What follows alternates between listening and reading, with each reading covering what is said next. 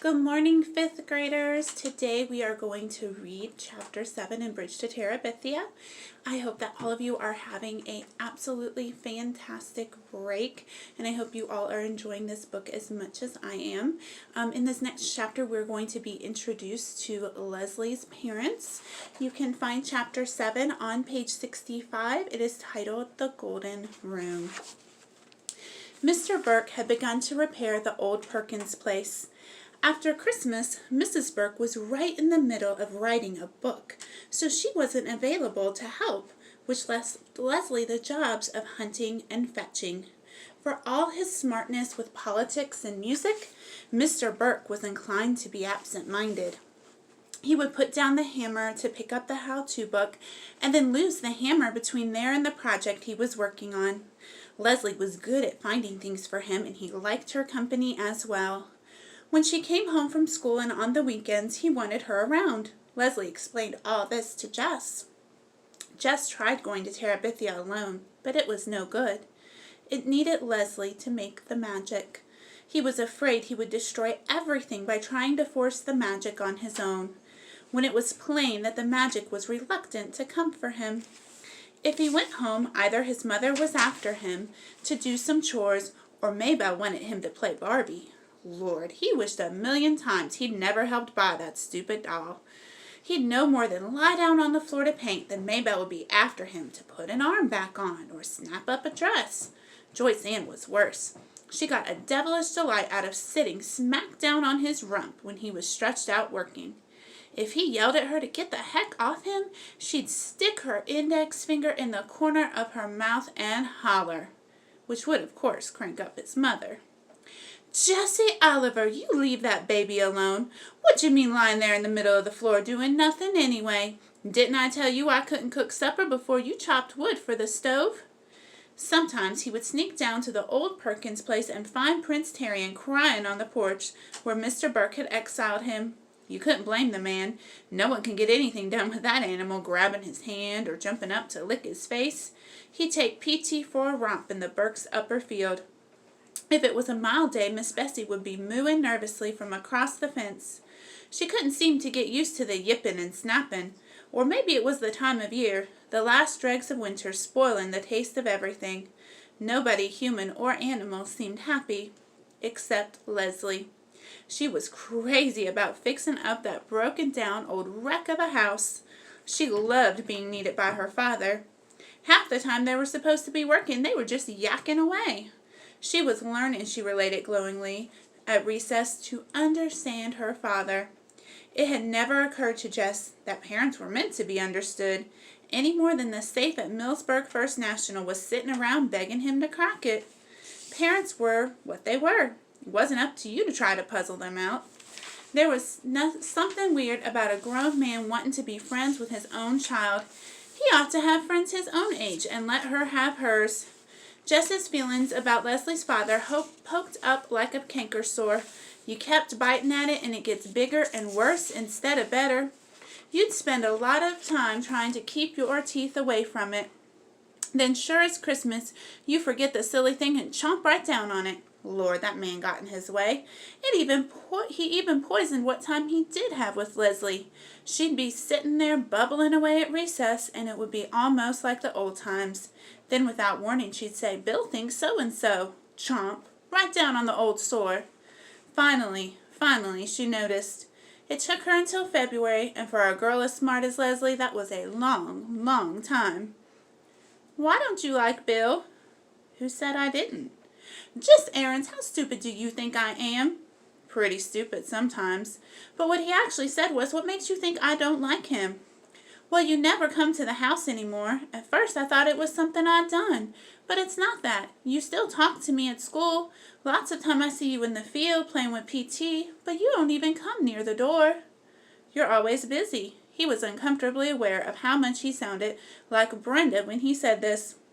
"Well, for spaghetti sauce, you could offer to help, you know." It was like all the lights coming back on after an electrical storm. Lord, who was the stupid one? Still, it took him a few days to feel comfortable around Leslie's father. Part of the problem was he didn't know what to call him. "Hey," he'd say, and both Leslie and her father would turn around. Mr. Burke?" I wish you'd call me Bill, Jess. Yeah, he fumbled around with a name for a couple more days, but it came more easily with practice. It also helped to know some things that Bill, for all his brains and books, didn't know. Jess found he was really useful to him, not a nuisance to be tolerated or set out on the porch like P.T. "You're amazing," Bill would say. "Where did you learn that, Jess?" Jess never quite knew how he knew things, so he'd shrug and let Bill and Leslie praise him to each other, though the work itself was praise enough. First they ripped out the boards that covered the ancient fireplace, coming upon the rusty bricks like prospectors upon the mother-lode. Next they got the old wallpaper off the living room wall, all 5 garish layers of it. Sometimes as they knowingly patched and painted, they listened to Bill's records or sang. Leslie and Jess teaching Bill some of Miss Edmund's songs, and Bill teaching them some he knew. At other times they would talk. Jess listened wonderingly as Bill explained things that were going on in the world. If Mama could hear him, she'd swear he was another Walter Cronkite instead of some hippie. All the Burkes were smart. Not smart maybe about fixing things or growing things, but smart in a way Jess had never known real live people to be. Like one day while they were working, Judy came down and read out loud to them, mostly poetry and some of it Italian, which of course Jess couldn't understand, but he buried his head in the rich sound of the words and let himself be wrapped warmly around in the feel of the Burkes' brilliance. They painted the living room gold. Leslie and Jess had wanted blue, but Bill held out for gold, which turned out to be so beautiful that they were glad they had given in. The sun would slant in from the west in the late afternoon until the room was brimful of light. Finally, Bill rented a sander from Millsburg Plaza, and they took off the black floor paint down to the wide oak boards and refinished them. "No rugs," Bill said. "No," agreed Judy. "It would be like putting a veil on the Mona Lisa." When Bill and the children had finished razor blading the last bits of paint off the windows and washed the panes, they called Judy down from her upstairs study to come and see. The 4 of them sat on the floor and gazed around. It was gorgeous. Leslie gave a deep, satisfied sigh. "I love this room," she said. "Don't you feel the golden enchantment of it? It is worthy to be," Jess looked up in sudden alarm, "in a palace." Relief. In such a mood a person might even let a sworn secret slip, but she didn't, not even to Bill and Judy, and he knew how she felt about her parents. She must have seen his anxiety because she winked at him across Bill and Judy just as he sometimes winked at Maybelle over Joyce Ann's head. Terabithia was still just for the 2 of them. The next afternoon they called P.T. and headed for Terabithia. It had been more than a month since they had been there together, and as they neared the creek bed they slowed down. Jess wasn't sure he still remembered how to be a king. "We've been away for many years," Leslie was whispering. "How do you suppose the kingdom has fared in our absence?" "Where have we been?" "Conquering the hostile savages on our northern border," she answered. "But the lines of communication have been broken, and thus we do not have tidings of our beloved homeland for many a full moon." How was that for regular queen talk? Jess wished he could match it. "You think anything bad has happened?" "We must have courage, my king. It may indeed be so." They swung silently across the creek bed. On the further bank Leslie picked up 2 sticks. "The sword, sire," she whispered. Jess nodded. They hunched down and crept toward the stronghold like police detectives on TV. "Hey, Queen, watch out! Behind you!" Leslie whirled and began to duel the imaginary foe. Then more came rushing upon them, and the shouts of the battle rang through Terabithia. The guardian of the realm raced about in happy puppy circles, too young as yet to comprehend the danger that surrounded them all. "They have sounded the retreat," the brave queen cried. "Yay! Drive them out utterly, so they may never return and prey upon our people." Out you go, out, out, all the way to the creek bed. They forced the enemy back, sweating under their winter jackets. At last Terabithia is free once more. The king sat down on a log and wiped his face, but the queen did not let him rest long. "Sire, we must go at once to the grove of the pines and give thanks for our victory." Jess followed her into the grove where they stood silently in the dim light. "What do we think?" he whispered. The question flickered across her face. "Oh God," she began. She was more at home with magic than religion. "O spirits of the grove, thy right arm has given us the victory." He couldn't remember where he'd heard that one, but it seemed to fit. Leslie gave him a look of approval. She took up the words, "Now grant protection to Terabithia, to all its people, and to us its rulers. Aroo!" Jess tried hard not to smile. "And to its puppy dog. And to Prince Tarian, its guardian and jester. Amen. Amen." They both managed somehow to keep the giggles buttoned in until they got out of the sacred place. A few days after the encounter with the enemies of Terabithia, they had an encounter of a different sort at school. Leslie came out at recess to tell Jess that she had started into the girls' room only to be stopped by the sound of crying from one of the stalls. She lowered her voice. "This sounds crazy," she said, "but from the feet, I'm sure it's Janice Avery in there." "You're kidding." The picture of Janice Avery crying on the toilet seat was too much for Jess to imagine. "Well, she's the only one in school that has Willard Hughes's name crossed out on her sneakers. Besides, the smoke is so thick in there you need a gas mask." "Are you sure she was crying?" "Jess Aarons, I can tell if somebody's crying or not." Lord, what was the matter with him? Janice Avery had given him nothing but trouble, and now he was feeling responsible for her, like one of the Burks' timber wolves or beached whales. She didn't even cry when kids teased her about Willard after the note. "Yeah, I know." He looked at her. "Well," he said, "what should we do?" "Do?" she asked. "What do you mean, what should we do?" How could he explain it to her? "Leslie, if she was an animal predator, we'd be obliged to try to help her." Leslie gave him a funny look. "Well, you're the one who's always telling me I gotta care," he said. "But Janice Avery? If she's crying, there's gotta be something really wrong." "Well, what are you planning to do?" He flushed. "I can't go into the girls' room." "Oh, I get it. You're going to send me into the shark's jaws." "No, thank you, Mr. Aarons." "Leslie, I swear, I'd go in there if I could." He really thought he would, too. "You ain't scared of her, are you, Leslie?" He didn't mean it in a daring way. He was just dumbfounded by the idea of Leslie being scared. She flashed her eyes at him and tossed her head back in that proud way she had. "Okay, I'm going in, but I want you to know, Jess Aarons, I think it's the dumbest idea you've ever had in your life." He crept down the hall after her and hid behind the nearest alcove to the girls' room door. He ought at least to be there to catch her when Janice kicked her out. There was a quiet minute after the door swung shut behind Leslie. Then he heard Leslie saying something to Janice. Next, a string of cuss words which were too loud to be blurred by the closed door. This was followed by some loud sobbing, not Leslie's, thank the Lord, and some sobbing and talking mixed up, and the bell. He couldn't be caught staring at the door of the girls' room. But how could he leave? He'd be deserting in the line of fire. The rush of kids into the building settled it.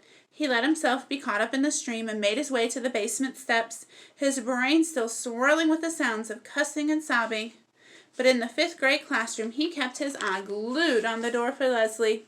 He half expected to see her come through, flattened straight out like the coyote on Road Runner. But she came in smiling, without so much as a black eye.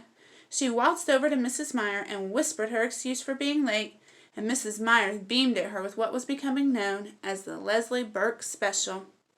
How was he supposed to find out what had happened? If he tried to pass a note, the other kids would read it. Leslie sat way up in the front corner, nowhere near the wastebasket or pencil sharpener, so there was no way he could pretend to be heading somewhere else and sneak a word with her. And she wasn't moving in his direction, that was for sure. She was sitting straight up in her seat, looking as pleased with herself as a motorcycle rider who's just made it over 14 trucks. Leslie smirked clear through the afternoon and right onto the bus, where Janice Avery gave her a little crooked smile on the way to the back seat. And Leslie looked over at Jess as if to say, "See?" He was going crazy wanting to know. She even put him off after the bus pulled away, pointing her head at Maybelle as if to say, "We shouldn't discuss it in front of the children." Finally, in the safe darkness of the stronghold, she told him. "Do you know why she was crying?" "How am I supposed to know, Lord Leslie? Will you tell me what in the heck was going on in there?" "Janice Avery is a very unfortunate person. Do you realize that?" "What was she crying about, for heaven's sake? It's a very complicated situation. I can understand now why Janice has so many problems relating to people. Will you tell me what happened before I have a hernia?" Did you know her father beats her? Lots of kids' fathers beat him. Will you get on with it? No, I mean, really beats her. The kind of beatings they take people to jail for in Arlington. She shook her head in disbelief. You can't imagine. Is that why she was crying? Just 'cause her father beats her? Oh no, she gets beaten up all the time. She wouldn't cry at school about that. Then what was she crying for? Well, Lord, Leslie was loving this. She'd string him out forever. Well, today, she was so mad at her father that she told her so-called friends, Wilma and Bobby Sue, about it. Yeah? And those two, she looked for a word vile enough to describe Janice Avery's friends and found none. Those two girls blabbed it all over the 7th grade. Pity for Janice Avery swept across him. Even the teacher knows about it. Boy, the word came out like a sigh. There was a rule at Lark Creek more important than anything Mr. Turner made up and fussed about. That was the rule that you never mixed up troubles at home with life at school. When parents were poor or ignorant or mean or even just didn't believe in having a TV set, it was up to their kids to protect them. By tomorrow, every kid and teacher in Lark Creek Elementary would be talking in half snickers about Janice Avery's daddy. It didn't matter if their own fathers were in the state hospital or the federal prison. They hadn't betrayed theirs, and Janice had. Do you know what else? What? I told Janice about not having a TV and everyone laughing.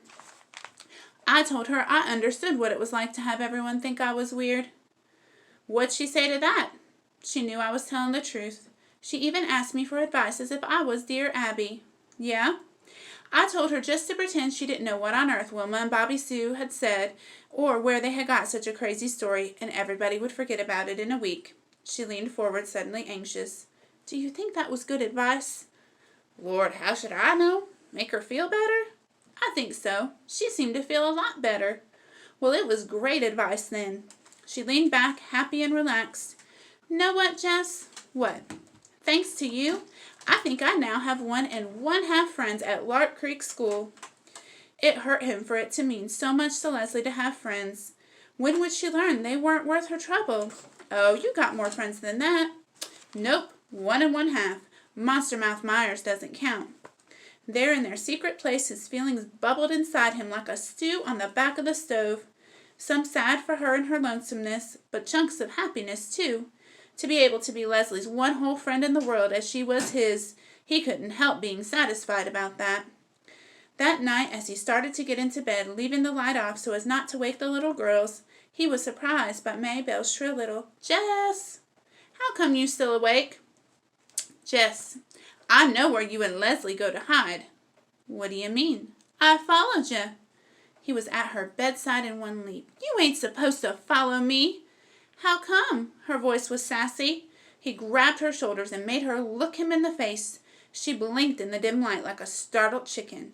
You listen here, Maybelle Aarons, he whispered fiercely. I catch you following me again, your life ain't worth nothing. Okay, she slid back into the bed. Boy, you're mean. I ought to tell Mama on you. Look, Maybelle, you can't do that. You can't tell Mama about where me and Leslie go. She answered with a little sniffling sound.